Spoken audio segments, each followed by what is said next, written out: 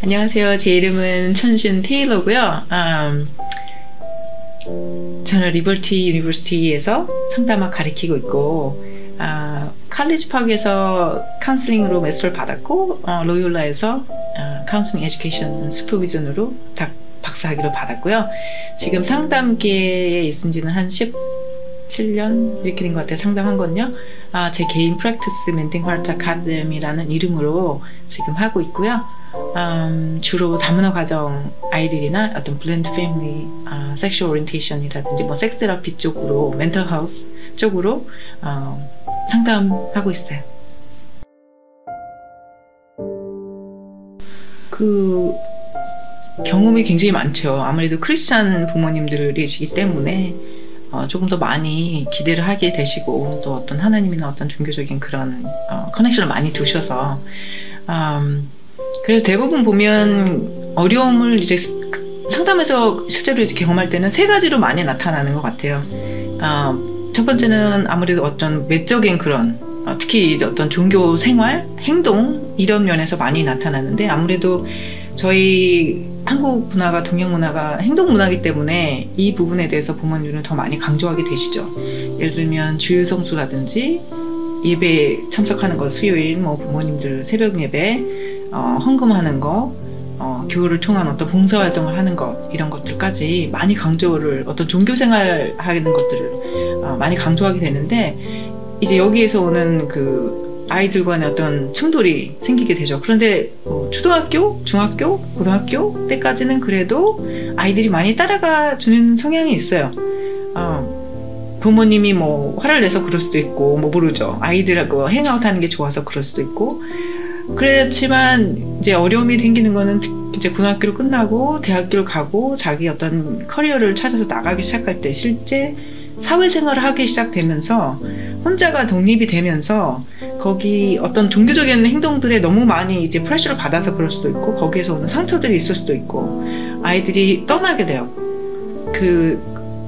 대학교를 가면서 아이들 교회를 그냥 교회만 안 나간다 이렇게 되면 어찌 보면 요즘에는 그나마 다행 뭐 이런 마음이 들 정도로, 상담가 입장에서는 그 하나님에 대한 어떤 종교 단체 자체에 대한 거부감, 특히 이제 크리스찬이라는 그 어떤 종교 단체들에 대한 거부감이 너무 많아지게 돼서 어떤 자신들의 어떤 그런 개인 영성 단계에서 봤을 때 어찌 보면은 뭐 자연적인 그런 발달 단계라고도 볼 수 있어요. 근데 너무나 그 상처가 큰 아이들을 많이 보기 때문에 걱정이 많이 되는 경우가 있죠. 그렇게 바깥으로 나오는 그런 것이 있다면 어떤 내재적인 그런 문제 충돌이 많이 있어요. 그것을 이제 굳이 얘기를 하자면 실존적인 가치관의 차이라고 할 수 있겠는데요. 종교라는 게 그렇잖아요. 어려울 때, 정말 내가 어려움에 처했을 때 우리가 가는 곳인데, 어떤 나의 가치관, 세계관이 정착이 되는 그런 곳인데, 이것이 가장 많이 드러나는, 부모님들 간의 충돌로 가장 크게 나타나는 거는 이 커리어를 결정하는, 메이저를 결정하는 어떤 학교를 가냐, 여기서부터 시작하는 것 같아요. 이때 이제 아이들은 어릴 때는 부모님한테 얘기를 많이 듣거든요. 하나님의 가치, 하나님이 너를 창조하셨고 너를 위한 특별한 뜻이 있고 목적이 있으시고 너의 탤런트를 주셨다는 이런 것들을 많이 듣는데, 실제로 이제 그 과정에 있는 그런 시기잖아요. 중고등학교 이럴 때 과정에 있을 때 너무 무슨 저희 나라도 이 박사, 이 약사, 변호사 이거에 굉장히 많이 중점을 두어서 그럴 수도 있고, 유교 문화이기 때문에 그런 거죠. 배경이. 그 다음에 또 지금 학교에서 또 전체적인 사회적으로 스템을 많이 강조하기 때문에 무슨 컴퓨터 사이언스를 해야 된다든지 무슨 엔지니어링 이쪽 돈을 많이 버는 그런 쪽으로 많이 프로모션을 하는 경우가 있죠. 부모님이 아무래도 푸시하는 경우가 있어요.